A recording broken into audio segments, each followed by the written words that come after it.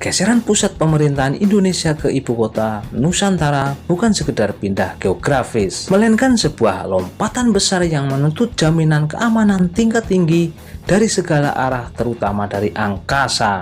Menyadari posisi strategis Nusantara yang berada di tengah-tengah jalur lintas internasional, Indonesia mengambil langkah senyap namun mematikan dengan melirik sistem pertahanan udara jarak menengah Buk MB2K besutan Belarus untuk mengawal langit IKN. Pilihan jatuh pada Belarus bukan tanpa alasan, melainkan sebuah strategis diplomasi militer yang sangat cerdik untuk keluar dari ketergantungan konvensional pada poros barat atau Rusia saja.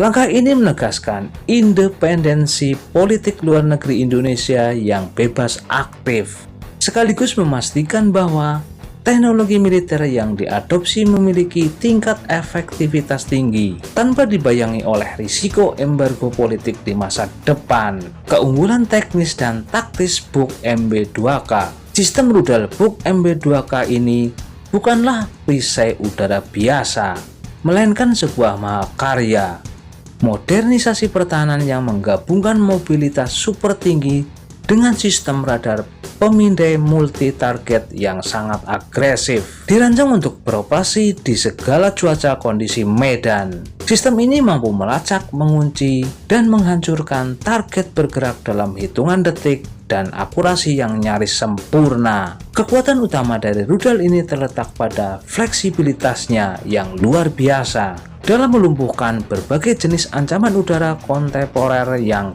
kian kompleks di era modern. Mulai dari jet tempur siluman generasi kelima yang mencoba menyusup, rudal jelajah yang terbang rendah menghindari radar, hingga kawanan drone pengintai tak berawak.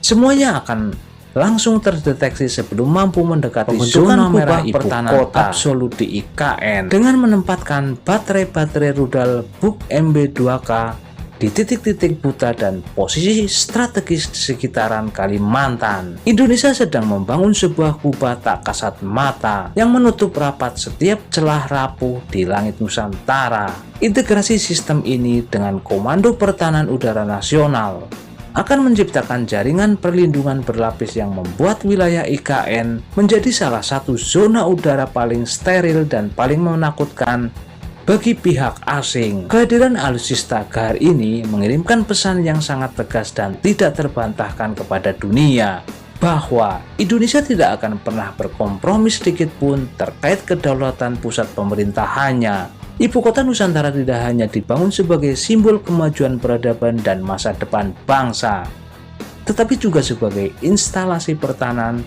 dengan tingkat keamanan paling absolut, paling tangguh, dan paling disegani di kawasan Asia Tenggara. Terima kasih Anda telah menyaksikan video ini, dan jangan lupa ya like, komen, serta subscribe.